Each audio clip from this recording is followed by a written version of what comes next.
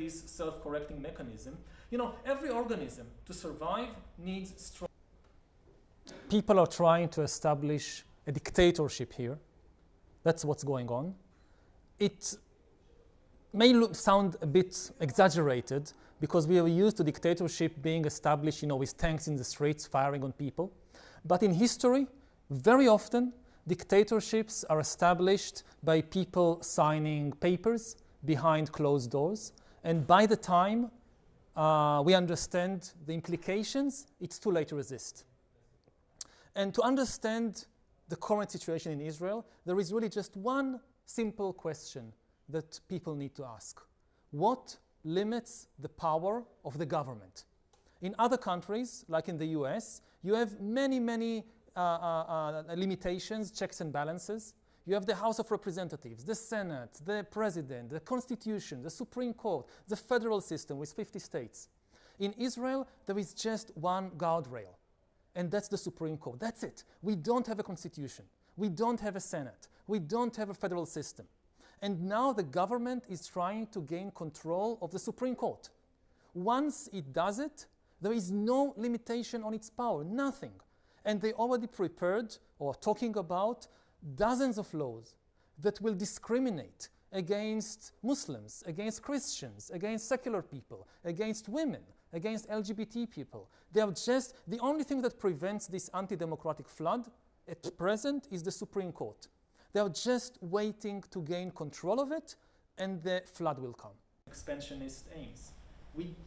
Nobody wants together. We need to stop it. This is not really just about Israel.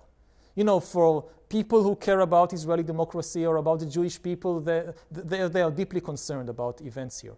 But this should be of great concern for everybody in the US, in Europe, elsewhere, whatever your views about Israel and the Jewish people. Because if Israel becomes an undemocratic dictatorship, if it becomes this new extremist regime, it will not be anything like Hungary. Hungary is a member of the European Union. It has limitations because of that. Hungary does not hold millions of people under occupation. Hungary is not involved in an active military confrontation with nearby countries. Hungary doesn't have nuclear weapons. It doesn't have advanced cyber weapons. Israel is completely different. It holds millions of people under occupation. It is involved in this large-scale conflict. It has nuclear weapons. It has one of the strongest armies in the Middle East.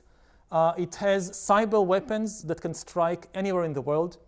If this kind of power falls into the hands of an autocratic regime, which is also a fundamentalist religious regime with expansionist aims and with this belief in Jewish supremacy, it will set the whole Middle East on fire. Evening, I was teaching at university all day. I came back home, it was like 8:30, 9 in the evening. If Netanyahu had retired after 2 terms in office, or after, say, 8 years, I think, even though I didn't like many of the things he did, I think he would have retired as one of the great leaders of Israel. Now, his legacy is he is certainly the divider of Israel, the person who divided the Israeli nation against itself. And I hope we don't get there, but he could go down in history as the person who destroyed the state of Israel. The whole of humanity, and not Israel, but you know, when my house is on fire, and to inflame people's emotions. And I'm